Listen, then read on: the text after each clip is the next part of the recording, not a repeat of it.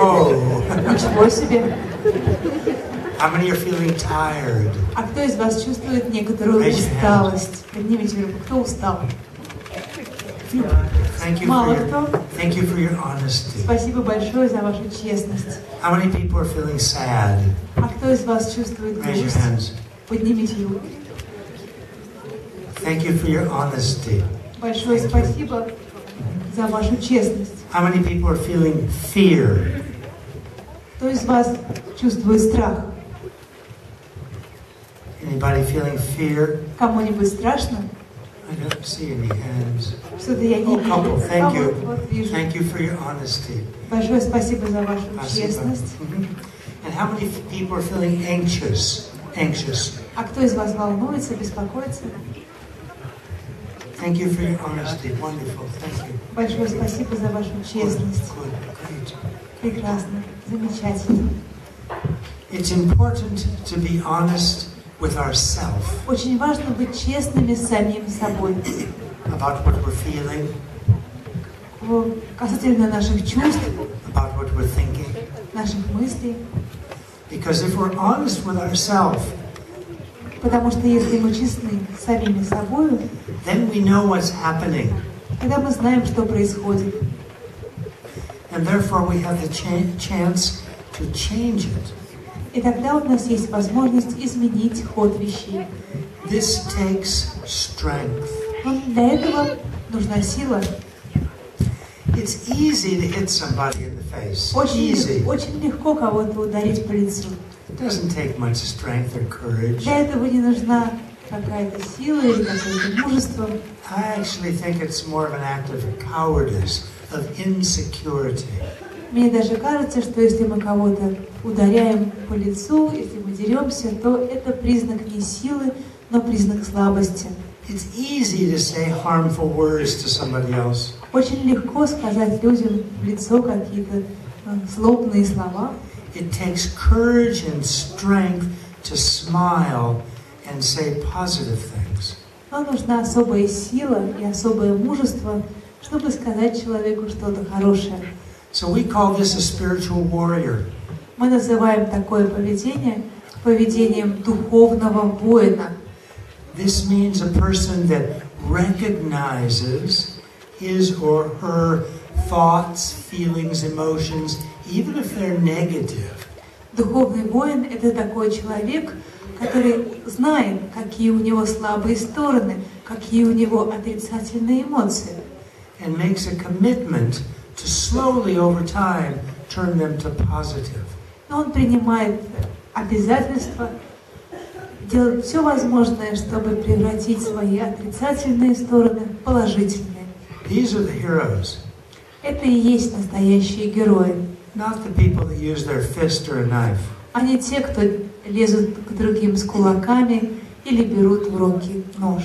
So I ask you all to become heroes, to become spiritual warriors. Поэтому сегодня я призываю всех вас быть героями, быть духовными воинами. And we call this compassionate living. И мы называем все это сострадательной жизнью. And that's the title for tonight's talk. И именно в этом состоит название нашей сегодняшней лекции. Compassionate living. Сострадательная жизнь. So one of the ways we become more compassionate как нам стать сострадательным человеком? is we begin to recognize the obstacles to practicing compassion. Первое, что от нас требуется, это понять, что препятствует состраданию, что мешает нам быть сострадательным человеком. And then once we begin to recognize the obstacles in our mind, in our heart, и когда мы научаемся распознавать эти препятствия, которым есть место в нашем сердце и в нашем уме, we start to work with them and slowly reduce them. Мы начинаем работать в этом направлении и постепенно сокращаем эти проблемы, эти препятствия. This is possible with anyone. Это возможно для всех и каждого. I want to give you a story. I understand. I want to give Я you a хочу story. рассказать вам одну историю. In ancient India, в Древней Индии There was a man whose name was Angulimala. Жил-да был человек по имени Ангулимала. He was a bad guy. Он был дурным человеком. He killed 999 people. Он убил 999 человек. And his name, Angulimala, И его имя Ангулимала means a mullah or a rosary of thumbs. означало четки, на которые нанизаны пальцы. Everybody he killed, he cut off their thumb. Потому что он делал, убивая какого-то человека, он отсекал у него палец. And he wore them around his neck. И затем нанизывал этот палец на нить, и эту нить надевал себе на плечи. In modern day Russia or Italy or America or anywhere, he would probably be called a mafia boss. Скорее всего, в современной жизни, какую бы страну мы ни взяли, Россию или Италию или Америку, или какое бы то ни было другое, наверное, такой человек будет назван главарем мафии. And he lived at the time of the Buddha. Но дело было во времена Будды. And he heard about the Buddha. И он слышал о Будде. And he was kind of a little bit interested. И чувствовал какой-то небольшой интерес к тому, кто же такой этот человек Будда. So he went to see the Buddha. И вот однажды ему захотелось повидаться с Буддой. And the Buddha heard this was quite a bad guy, killed many people. Будда, конечно, знал о том, что перед ним человек с дурной репутацией, человек с репутацией убийцы. The Buddha didn't care. Но Будде было все равно. He saw him as another human being. Для него перед ним был еще один человек. With a potential for goodness. Человек, у которого был потенциал стать лучше. So the advice he gave to Angulimala И совет, который он дал Ангулимале, was to kill your mother, kill your father. он сказал ему: убей отца и убей мать. And when Angulimala heard this advice, И когда Ангулимала услыхал такой совет, he was confused. он испытал полное замешательство. He had heard the Buddha was a peaceful man. Ведь ему рассказывали, что Будда человек миролюбия, человек мирный. So he went home and he kept thinking about this advice. Он вернулся домой и все время думал о том совете, который дал ему Будда. What did the Buddha mean by kill my father, kill my Он mother? спрашивал себя, что же имел в виду Будда, когда сказал мне: убей моего отца и убей мою мать. And then it occurred to me what the Buddha meant. И вот, наконец, потихонечку он стал понимать, что же имел в виду Будда. He didn't actually mean kill his mother, kill his father. На самом деле Будда вовсе не призывал его на самом деле убить своего отца и свою мать. What he meant was kill the destructive emotions inside of me. Он призывал его убить свои собственные отрицательные эмоции. Go to battle Он призывал его развязать битву. with my anger, Битву со своим гневом, with my jealousy, битву со своей ревностью, with my завистью, pride, со своей гордыней, with my со selfishness. своим эгоизмом. And so Angulimala went into a small hut И вот Ангулимала отправился в маленький домик, and he practiced, и там он занялся практикой, духовной практикой. trying to reduce his anger, pride, jealousy. Он пытался справиться со своей завистью, ревностью, гордыней. And the story goes that he lived in this straw hut. И как повествует история, этот домик, в котором он жил, это была простая соломенная хижина. And the story goes, as he practiced, flames were coming out the windows and the door of his hut. Когда он практиковал, огненные лучи, снопы огня излучались через окошки и двери этой хижины. And eventually he was successful. Поначалу в практике он был успешен. He overcame completely his anger, jealousy, pride, and all the negative afflictive Ему emotions. удалось одержать победу над своей завистью, ревностью, гордыней, всеми этими отрицательными эмоциями. And he realized shunyata, emptiness, the Buddhist wisdom. И он смог осуществить, реализовать шуньяту, буддийскую пустоту. And slowly, as his ego diminished, compassion rose. И по мере того, как терялась силу его эго, увеличивалась силу сострадания. And his life was all about living compassion. И вся его жизнь стала жизнью, исполненной сострадания. So he became what we call an arhat. И он стал тем, что в буддизме мы называем архатом. Someone who has directly realized emptiness. Это существо, которое напрямую постигло буддийскую пустоту. Now, if Angulimala, this kind of mafia kingpin, could do that, И если это удалось осуществить Ангулимале, человека, которого мы с вами окрестили главарем мафии, so can we. то уж, конечно, это под силу нам с вами. But it takes effort. Единственное, для этого требуется приложить усилия. You can't be lazy. Здесь нельзя лениться. How many people here are lazy? Raise your hands. Скажите, кто считает себя ленивым человеком? Или честным? Честно. Я бы хотела услышать честный ответ. У кого, кто ленится время от времени? Я думаю, что честный ответ будет почти каждый из нас, когда-то испытывает лень. Я благодарю вас за вашу честность и искренность. So this is kind of a core way of compassionate living, to recognize the obstacles, the so-called negative or destructive or afflictive emotions, and then doing something about it, trying to reduce them. Я считаю, что это самая основа того, что я называю сострадательной жизнью. Попробовать понять, какие у нас слабые стороны, какие у нас отрицательные эмоции, и, распознав их, попытаться их одолеть. So let's start with jealousy. Давайте начнем рассмотрение с такой отрицательной эмоции, как зависть или ревность. Anybody here ever get jealous? Скажите, кому-нибудь из вас доводилось завидовать или ревновать? Поднимите руку. Okay. Anybody never get jealous ever? А есть здесь такие люди, которые вообще никогда в жизни не испытывали ревности и зависти? I see one hand. Я вижу одну руку, two hands. How about up top? А вот там наверху? Up top? No. So two people out of this group of, I don't know, several hundred. Вот здесь несколько сотен человек, и из них двое никогда в жизни не испытывали зависти. But all the rest of us, we get jealous sometimes. Но, похоже, все остальные когда-то в своей жизни эти чувства испытывали. It's part of being human, you know, to have emotions like jealousy. Но это часть человеческого существования, человеческого бытия, время от времени испытывать такие чувства. How many people like to get jealous? Скажите, а вам нравится, кому-нибудь из вас нравится, когда вы завидуете? Honest answer. Только честно ответьте, кому было приятно завидовать? I don't see one hand.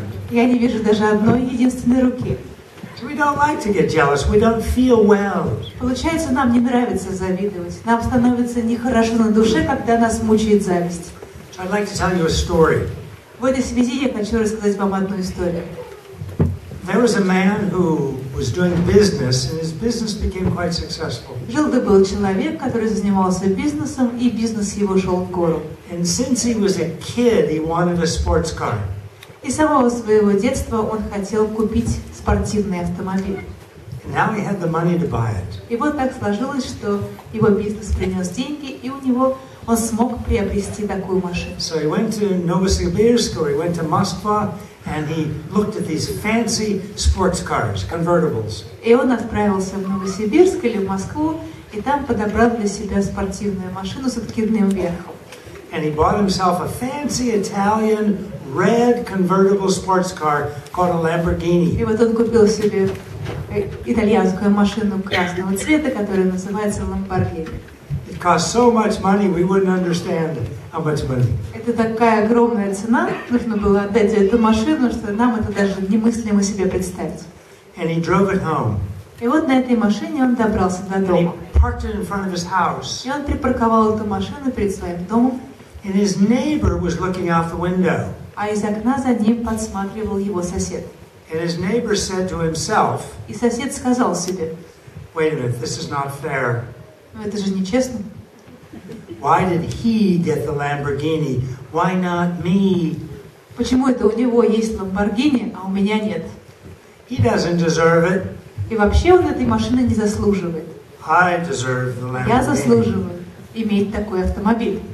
He's not even a good driver. Он и водить-то толком не умеет. I'm such a good driver. I drive a car like I'm riding a horse. Я хороший водитель, для меня что на машине ездить, что на лошади. I want to give you a second story. А теперь вторая история. The same man buys this Lamborghini, parks it in front of his house. Тот же самый человек покупает тот же самый автомобиль Lamborghini и паркует ее опять же перед своим домом. And the neighbor sees this. И сосед, другой сосед, видит это. And immediately the neighbor starts smiling. И тотчас же начинает улыбаться. And starts thinking, how wonderful my neighbor was able to get a beautiful car. И говорит себе, как замечательно, у моего соседа новая машина.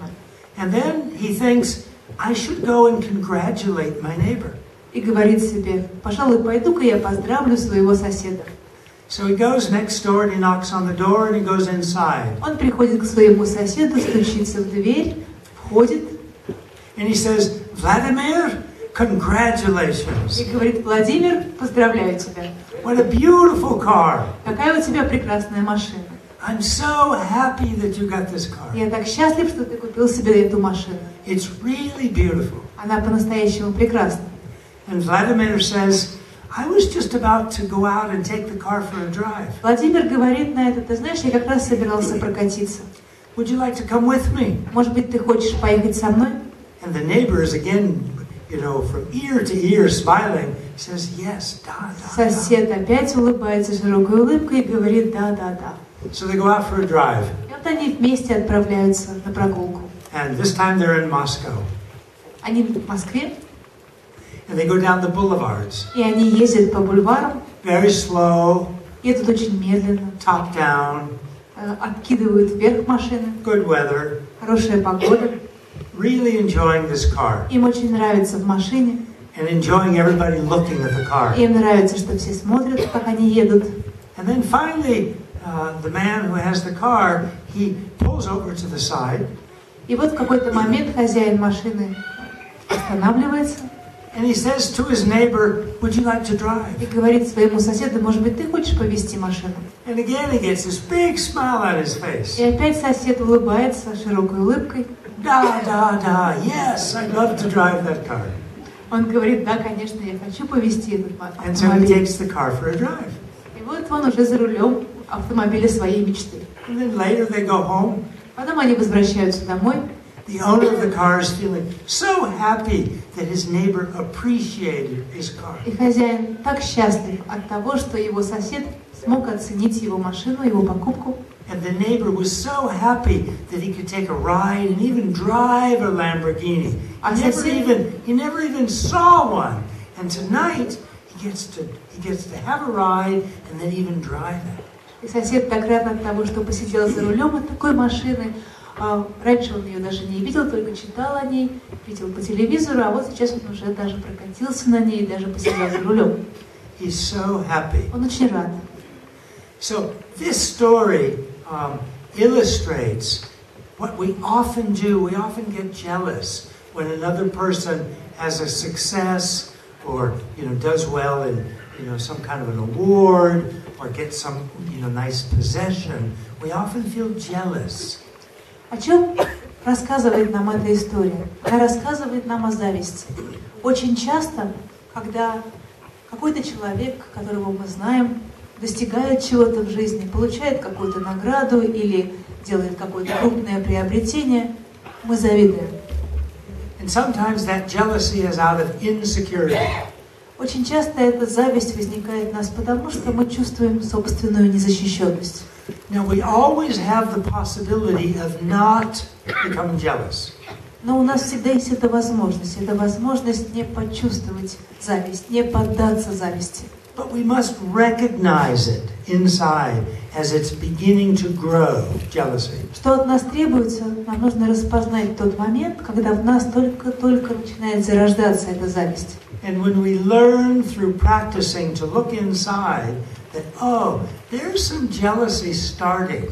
И когда в процессе своей духовной практики мы можем распознать появление зависти и говорим себе, вот-вот, я начинаю завидовать, Then we have a choice. тогда нам открывается выбор. We can act in our normal old habit of becoming jealous. Мы можем идти на поводу у нашей застарелой привычки и позволить себе отдаться на волю зависти. Or we can practice appreciation and rejoicing, feeling happy in the other person's success. Или же мы можем начать практиковать сорадование. Мы можем порадоваться успехом, приобретением другого человека, почувствовать счастье от того, что кто-то другой счастлив. And the feeling and the experience of both of those is completely opposite. И эти два переживания, первое и второе, они диаметрально противоположны. When we feel jealous, our heart closes and our body feels contracted. Когда мы испытываем зависть, наше сердце закрывается, и наше тело словно сжимается.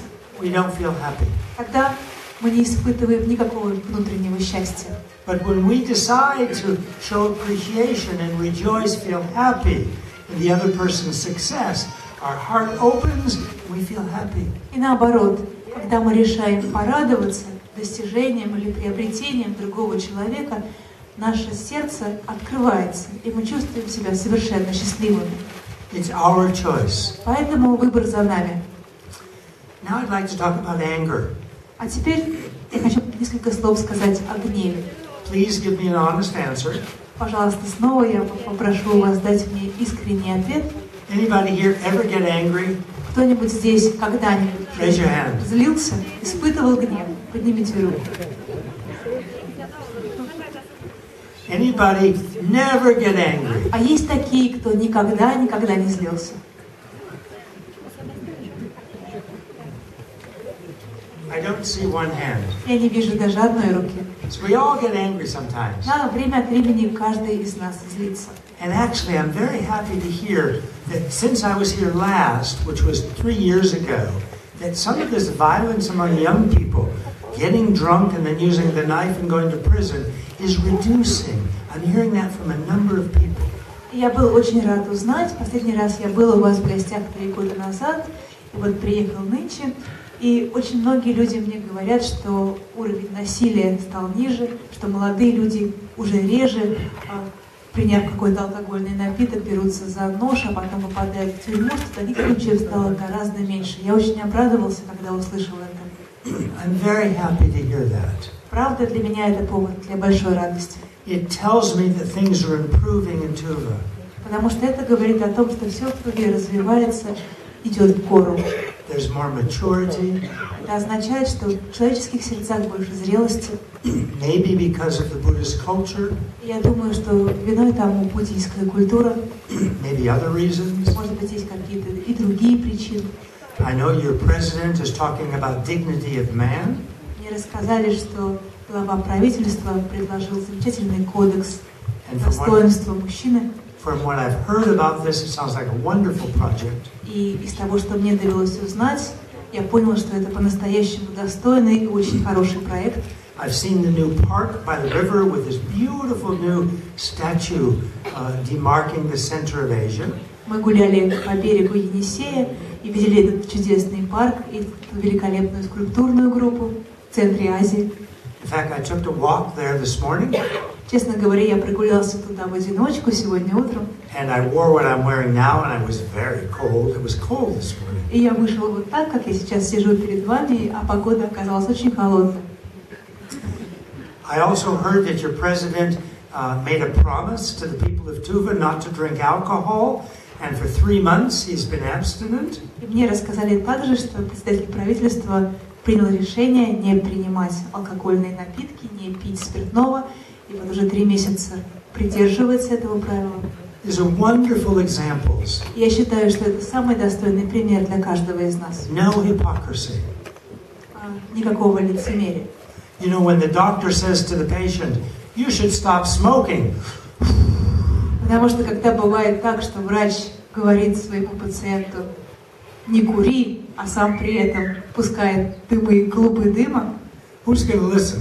какой пациент будет слушать такого доктора? But if the doctor's not smoking and says, "I quit," Но если доктор сам не курит и говорит пациенту, вот я лично давно бросил курить, and then says to the patient, "I recommend that you quit because you have blood pressure problems, etc., etc." и говорит пациенту, я тебе крайне рекомендую тоже воздержаться от курения, потому что иначе у тебя будут проблемы с кровяным давлением и другого рода проблемы. it has a lot more meaning to the patient. It's much more convincing. То тогда слова доктора имеют глубочайший смысл для пациента, потому что он звучит убедительно. So now there's kind of a project, it's not formalized yet, but kind of a project about compassionate living. Сегодня существует в мире проект, он пока еще не принял какие-то организационные формы, может быть, он еще не утвердился, но он носит название «Сострадательная жизнь». And that's the topic of our talk tonight, compassionate living. Именно в этом состоит тема нашей сегодняшней беседы. Она заглавлена «Сострадательная жизнь». To be less selfish. Что это значит? Это значит бороться с собственным эгоизмом. To have more concern for others. Думать больше о других, чем о себе. And so this way of life, I call, and many people call, a win-win situation. Я лично и многие люди вокруг меня называют такую жизнь взаимовыгодной ситуацией, ситуацией, в которой выигрывают обе стороны. If we have more concern for others, the others feel good, so it's win for them. Потому что если мы заботимся больше о других людях, то этим людям становится хорошо на душе. В некотором смысле мы можем сказать, что они выигрывают. And we also feel happy. И нам тоже становится хорошо на душе, на сердце. So we also win. Мы тоже выигрываем. So win-win situation. Так что это взаимовыгодная ситуация. We don't encounter too many win-win situations in life. На самом деле в нашей жизни не так уж часто мы встречаемся с такими ситуациями, с таким положением вещей, когда выигрывают обе стороны и никто не проигрывает. So when we find one, we should really pay attention. Поэтому, когда мы с такой ситуацией сталкиваемся, нужно повнимательней к этому присмотреться. Often we run into lose-lose situations. Обычно мы попадаем в ситуацию, в которой обе стороны проигрывают. Or sometimes mixed. Иногда у нас какое-то смешанное положение дел. Win-lose or lose-win. Один выигрывает, другой проигрывает, или наоборот. So let's talk about anger. Так что давайте коснемся гнева. Everyone in this room said they experience sometimes anger. Только что все мы признались, что мы испытываем гнев время от времени. How many people like to feel angry? Кому из вас нравится злиться? Honest answer. Тоже прошу честного ответа.